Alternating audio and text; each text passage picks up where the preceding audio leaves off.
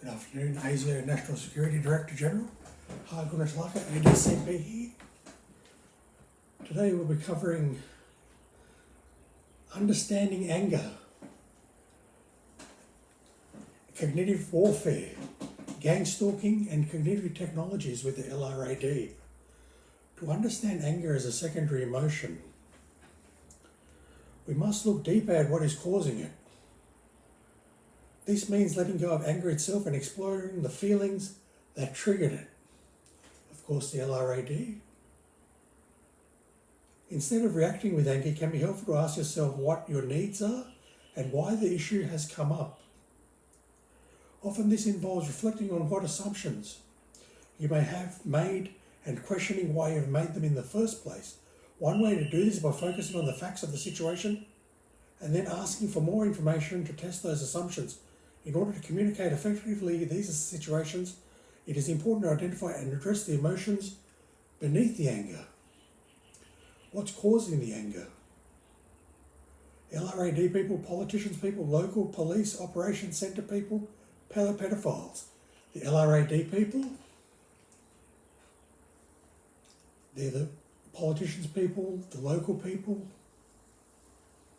local police operations centre pedophiles and pedophiles. Police people that work for the police. People that work for the police say you're quick to anger and you're on drugs. So the people they say you're quick to anger and on drugs are the Lrad people, the politicians people, local police. This is what they say, that you're quick to anger, you're on drugs. The Lrad people are the politicians people, the local police operations centre, the pedophiles, police people that work for the police, and the police operations centre. Lrad people from the police operations centre created every domestic violence case in Australia. They caused every single domestic violence case in Australia, the Lrad people. Transcripts and voice recordings are attached to the case file for courts and mental health and the health record. Lrad people from Police Operations Centre created every homicide case in Australia. They created every homicide case in Australia with the transcripts and the voice recording attached to the case file for courts. It automatically attaches.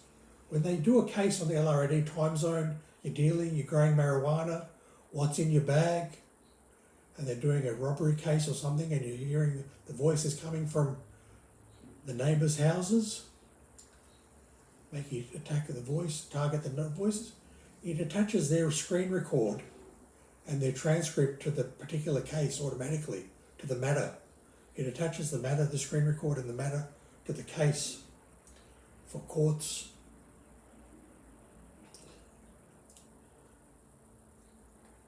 So they created every domestic violence case in Australia, and they created Lrad people from the Police Operations Centre, created every homicide case in Australia.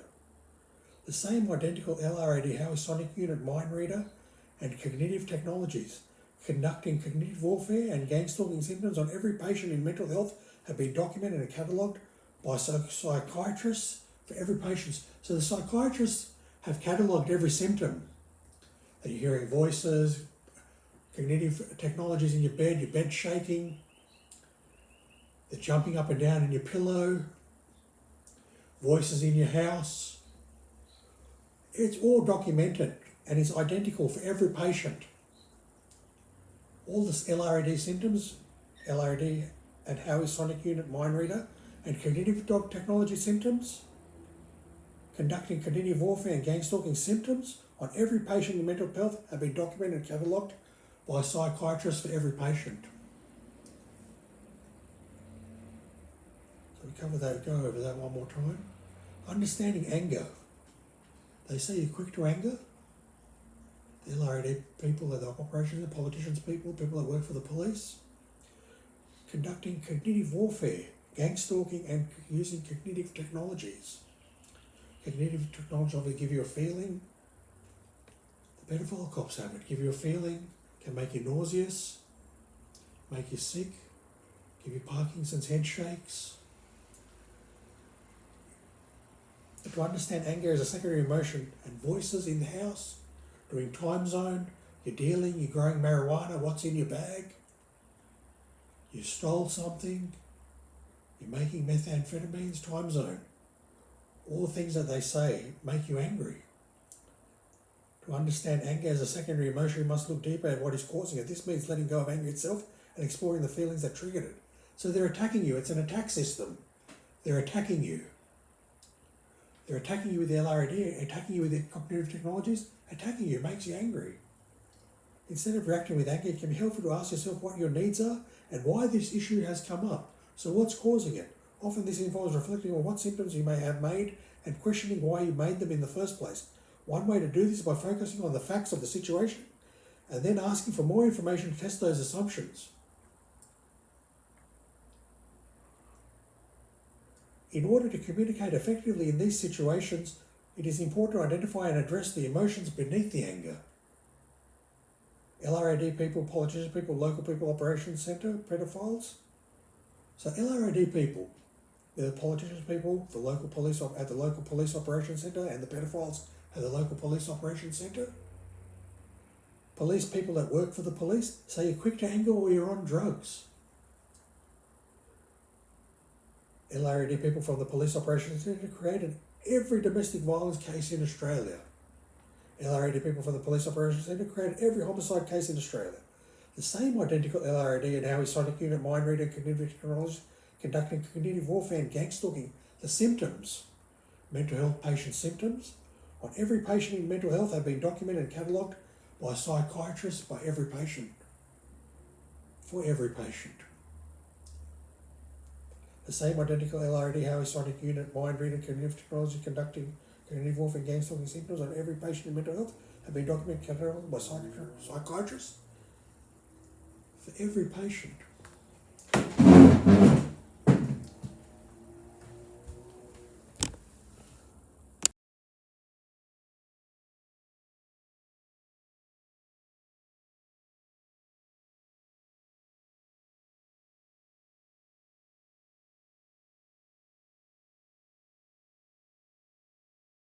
Love is patience. We are a little over halfway through 50 days of love. We've been celebrating this last month or so how God can work in brand new ways in our relationship. We're going to talk about a few difficult things today. I thought a mass confession to start out with might be helpful. When we all realize we're all in the same boat, it would be a good thing. How many of you at least in the last month would say I have become angry or had an argument one time? Some of you multiple times in the car on the way to church today. How many would say at least once you've had an argument in the car on the way to church? Chandal and I have found a way to solve that problem. We come to church in different cars. It works real good. We're going to talk today about how you and one can experience what it means for love to be patient. This isn't just patient with circumstances. This is patience in our relationships, patience with people. It comes from the Greek word makrothumos. It takes you a long time to boil over. You have a long fuse rather than a short fuse. This is important in our society, learning to be patient. The truth is, anger in our relationships is not something that's decreasing. It's more and more increasing. We see each and every day, and each and every year new evidences of the increase of violence and anger in our society. I was reading some quotes this last week about this. This has been going on for a long time. 200 years ago Thomas Jefferson wrote, "When angry, count to 10 before you speak. If very angry, 100. 800 or so years ago Mark Twain wrote, "When angry count to 4. When very angry, swear." A little change in 100 years. You watch most of our movies today, and it's when angry, blow them away, right away. Things are changing, and we need to figure out that all of us struggle with this thing called anger in our relationships. Today we're going to talk some about this. For those of you who are maybe just leaning back in your chair and thinking, I got this one covered. Other people get angry but not me. Let me take a moment to remind us, anger is expressed in our relationships in a lot of different ways. You don't have to be a loud person to be struggling with anger. In fact, I was reading a study in American demographics that says in terms of arguments, 23% of people say they openly express their anger. 39% do something to hide or contain their anger. They bottle it up. 23% walk away from the situation. All of which are bad ways to deal with an angry situation. In anger in relationships, Usually we have one of two strategies. Some of us are what I would call skunks. Some of us are what I would call turtles. You know the difference. A skunk is the one who, when an argument occurs, you sort of spew. Everybody in the room knows how you feel. You stink up the place, and you want everybody to know. Then there are some of you who love Patient 50 Days of Love, Part 6 of our turtles. When the bad times come, your head goes right back in the shell. Neither of those ways work. God has a better way to deal with the anger we sometimes feel in our lives. This week in our small groups we are going to be talking in these 50 days of love about how you and I can manage anger once it begins to rise up in us. We all need to learn to do that because we all face anger in our lives. It's an emotion we all deal with. How do you manage it once it begins to happen in you?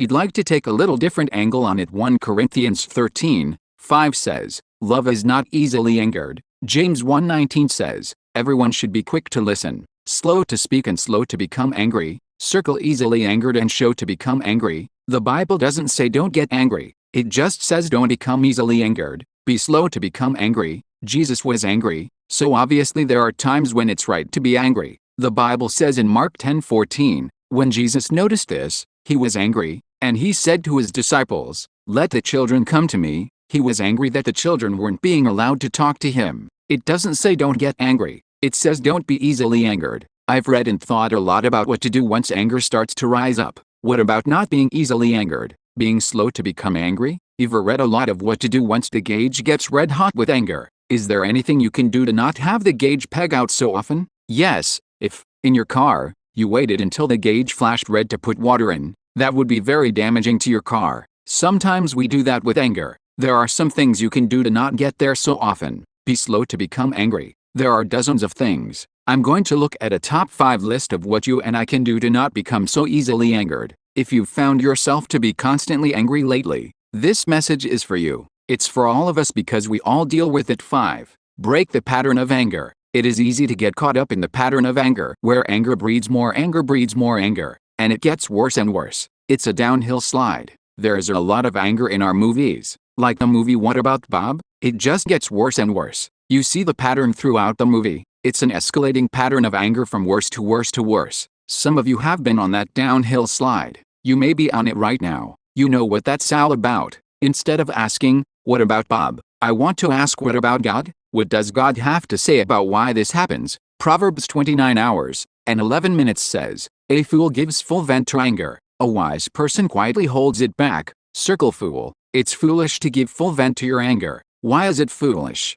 Doesn't that just get it out? Make everything better? No. To give full vent to your anger just creates more anger. It gets worse. Remember that old Doritos commercial that said, "Eat all you want, we'll make more"? Your body is like that with anger. Yell all you want, your body will make more anger. Become angry all you want, your body will churn out more anger. There's an anger assembly line inside of you. You can just churn it out day after day. You find yourself on this downhill slide, caught up in this pattern of anger. 6 to love Patient 50 Days of Love, Part 6 of Proverbs 14:29 says, "Slowness to anger makes for deep understanding. A quick-tempered person stockpiles stupidity." A quick temper makes you act in more and more foolish ways every day. It's stupid. My kids and I sometimes play an animated computer game called Worm. These silly little worms throw things at other worms on the other side. What you're trying to do is hit them before they hit you. My favorite thing about the game though is often when you throw something at the other worm, it goes straight up in the air and comes back down and hits you in the head.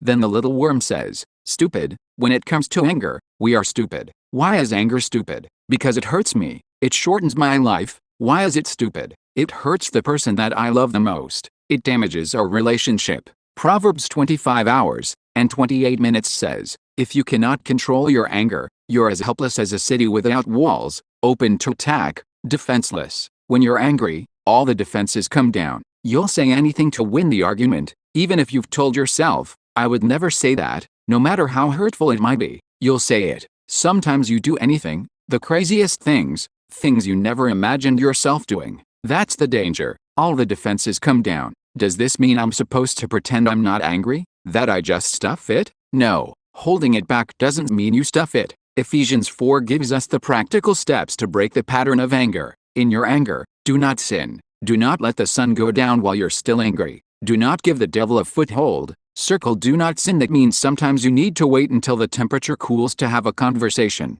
If you talk right away when you're feeling that red-hot gauge of anger, you're going to say the wrong things. Back off a little bit. Let things cool down. Do not 4 say, alarm clocks, speak when which you're will wake angry, you forever. and you'll make Running the best alarm. speech you'll ever This regret. alarm clock Cool starts down running for a and minute. doesn't stop You might until you also wake up and circle. catch it. Don't let the sun Ejector go bell down. alarm. Don't let the If sun this go alarm down clock on is your ringing anger. and you doesn't Don't wake up let from it go bed, past then one this will day. throw you out that of bed means with you a can't loud wait noise. so long that the Bed cooling alarm. gauge goes to This freezing. alarm clock That starts happens shaking very you when it quickly. rings and won't All of a stop sudden, until you we wake can't up. talk about it. Water There's alarm. nothing to say about If it. you doesn't Your wake anger up, becomes then this frozen alarm rage, clock will lock frozen you on because bed, it's and then gone it so will wake you far. forever. The Bible Running says talk game about alarm. it that day. This alarm Give clock starts yourself alarming time and to doesn't cool stop down. until you Talk wake about up and it that catch day it. and And if you won't get in eject this your bed extended alarm, pattern of then anger. if this alarm You clock were is not ringing made by and you God to doesn't live wake in an up from extended bed, state of then this anger. will throw you out Some of of you bed may with a have lived loud in this noise. pattern for a Bed long alarm. time. I'd This say alarm it's clock very starts possible shaking you're you going when to it need a rings and trusted won't stop Christian until friend, you wake a up. Christian counselor. Water alarm. Sit down and 4 talk If you doesn't alarm wake clocks, up, which will then wake you this break alarm through clock that will frozen running part on of the bed. pattern. This and you alarm can clock begin starts to live running out and God's doesn't stop strategies until you until wake back up and off catch long it. enough to Whenever cool this down. alarm clock But then rings, talk about if this it alarm before the clock end is of the ringing day. and you doesn't Don't wake break up the from pattern of bed, anger then this will throw you Guard out your of bed with a relationships. loud noise. You will become an Bed angry alarm. person if you hang out This with alarm angry clock people. starts shaking That's you what when the it Bible rings and says. won't stop Proverbs until you wake up. 22:24, Water alarm. 25 says, If you "Don't doesn't hang wake out up, with angry then this people. alarm Don't clock keep will lock you company on with bed, hotheads. and then Bad it will temper make is you walk. contagious. Squid Don't get game infected. alarm. Others' anger Whenever can this alarm easily clock infect rings, you. you must wake up 6-3. instantly. And if you don't wake up, then You shoot me, Josh. You killed him. What the fuck? Love IS patience, we are a little over halfway through 50 days of love. We've been celebrating this last month or so how God can work in brand new ways in our relationship. We're going to talk about a few difficult things today. I thought a mass confession to start out with might be Should I battering ram the door? Love IS Patience 50 Days of Love, Part 6 of at its core. Anger is an emotion that seeks to correct wrong. When you feel angry, you feel wronged. That's why there's a good kind of anger. There's some genuine wrongs in this world that need to be corrected. The best example obviously is terrorists attacking innocent victims. We should be angry about that. It is a wrong that needs to be corrected. In an argument, oftentimes you feel like you've been wronged for all kinds of wrongs that you make up in your mind, that are much greater in your imagining. You also know that there are built on it. You say, somebody at work said something that bothers me. They'll look at you, you think. You go back and tell them what you think. And they say, why do you do that? That's what happens in that circumstance. There are people in your life who cause you to become angrier. The Bible says watch out for those kinds of people. They say phrases like, you deserve better. You should be angry. I tell them what I think if I were you. But they don't tell you Proverbs 11:23. Wicked ambition ends in angry frustration. If it's all about me and what I want, it's always going to end up in angry frustration. Don't hang around angry people. Some of you might be thinking, what are the angry person? Is somebody in my family? How do I handle this? That's an honest question. What if it's my husband and wife? How do I deal with that? The Bible has an answer for this, too. It tells what to do in our closest relationships to make sure that anger doesn't continually happen in those relationships. It's our memory verse for this week in 50 Days of Love. Proverbs 15:1. A gentle response diffuses anger, but a sharp tongue kindles the fire. This is a verse that you want to use toward yourself, internally. In the midst of an argument, you want to use it for yourself, not like on someone else. You don't look at someone else and say, a gentle response diffuses anger. Harsh. There's a word that I can use, a single word, that can push Chandler's buttons. Fine. That's nothing at all gentle about that, as quietly as I might say it. Gentle does not mean quiet. It means humble. It means I'm thinking about the other person in this moment. It means I'm taking just enough of a step back and thinking what might they need. That means that in dealing with anger, there's a loving phrase that we need to learn to say, I could be wrong. Try that just once this week and see what happens. See how it changes things. 3. Release your worries to God. Because our worries and anxieties often take us down a road that lead us straight to anger. Anger and anxiety are closely connected. Psalm 37:8 says, stop your anger. Turn off your wrath. Don't fret and worry. It only leads to harm. Fretting and worrying often leads to anger and wrath in our lives because we're anxious. It comes out in angry words. 6-4. No, I've got a breaching shotgun. Okay, right, I'm gonna be around this door. Alright. Let's all go on the first door. Go on the front door. Yep. Okay, so I can see no one, Okay. and there's no trap on the door, so we should be able to breach this door fine. Love IS Patient 50 Days of Love, Part 6 of In the Movie Toy Story. The toy Woody is angry with the toy Buzz because he's feeling some loss in his life. He's feeling anxious about losing his place in the toy world. When you're filled with anger, ask yourself, what am I worried about? What am I anxious about? It will often help you to break through. The loving thing is to ask yourself those questions about the person you love who may be angry. What are they worried about? What are they anxious about? What's going on? That means that you have to admit that anger is not some other person's responsibility, not some circumstantial responsibility. It's my responsibility. Instead of blaming others, you take responsibility for your anger in that moment. I must take responsibility for my anger. If I don't take responsibility for my anger, no one else is going to take responsibility. If I don't take responsibility for my anger, I'm going to live with this the rest of my life. I'm going to be a slave to it the rest of my life. We use phrases like "you make me so mad." Who is responsible in that little phrase? You are. The truth is you don't make me so mad. The world doesn't make me so mad. Circumstances don't make me so mad, make me so mad. The choices I'm making are the things that cause that anger to happen in my life. Once one do that, once I take responsibility for my anger, I begin to do things like God encourages us in Philippians 4. Don't worry about anything. Instead, pray about everything. Tell God what you need and thank Him for all He has done. If you do this, you will experience God's peace. You tell God what you're worried about and you experience His peace instead of the anxiety and then the anger. You tell God you're grateful even in the midst of difficult days. Tell Him what you're grateful for, and you experience His peace too.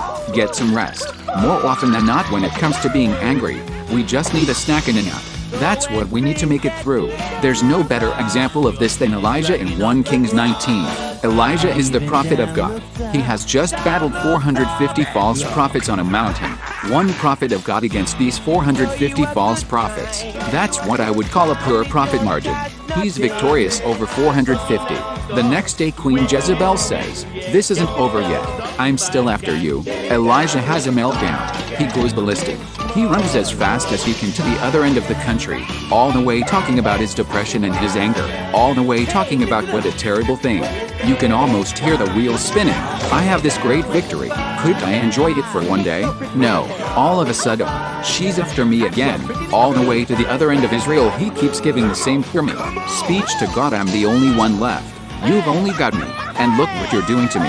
If you hear yourself continuing to give the same speech, it's a pretty good indication that you're too tired, or that you need something to eat. Elijah gets as far away as he can from the situation, and then God encourages him to get some rest and eat. 1 Kings 19:5 says Elijah lay down under a tree and fell asleep. All at once an angel touched him and said, and here's what the angel came all the way from heaven to earth to say to Elijah: get up and eat. That's an important message. Lay down and rest. Get up and eat. That's one of the most important things you and I can do to break through the anger in our lives. 6-5. Yeah, that's right. Havana, where's the referee? Now we got to take your head off. Stop her, somebody stop her. Come back, little lady. Play the game. Yeah. Love is Patient 50 Days of Love. Part 6 of one of the reasons why you're so angry is you are just too busy. The busyness of life, the pace of life is what's creating so much of this anxiety. God invites you, before you do anything else, get some rest. Take some time off. Take the break that you need.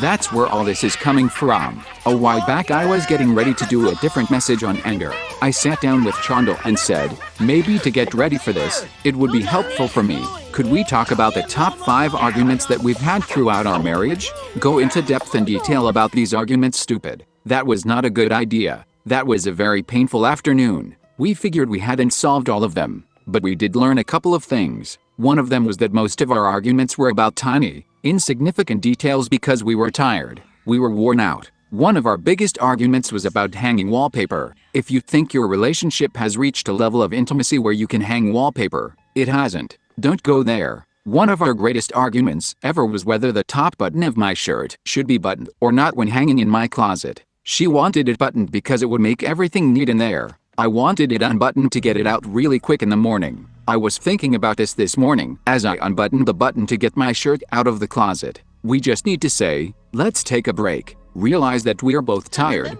Give each other some grace in this circumstance. Some days you're just grumpy because you're tired, and you just need to say, God, help me keep my mouth shut today. That's the best prayer in the world that you could pray. Get some rest. A quick temper is a warning light. If you have a quick temper, it's a warning light. It's saying, get some rest. Take a break. Slow down. 1. The most important thing that you and I could do to not be so quick to anger is change your expectations. Our anger always starts in our thoughts, our expectations of how things are going to work out.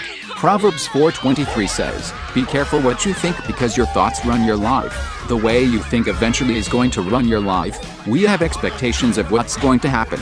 When those expectations don't match reality, the further apart those are, the angrier we become. We tend to get angry. For example, you buy a Christmas present in the next few weeks and it says on it, "Easy assembly required." If it had said, "This sucker is going to take 20 hours of your blood, sweat and tears and still not look right," that's okay. But here you are on Christmas Eve with bloody knuckles because it says "Easy assembly required," and you're angry. Your expectations and reality just didn't match. So, you're out on the golf course. You've got a little white ball, and you're going to hit it right down the middle of the fairway. That's your expectation. When expectation doesn't meet reality, sometimes a broken golf club is a result. When expectations don't meet reality, we can find our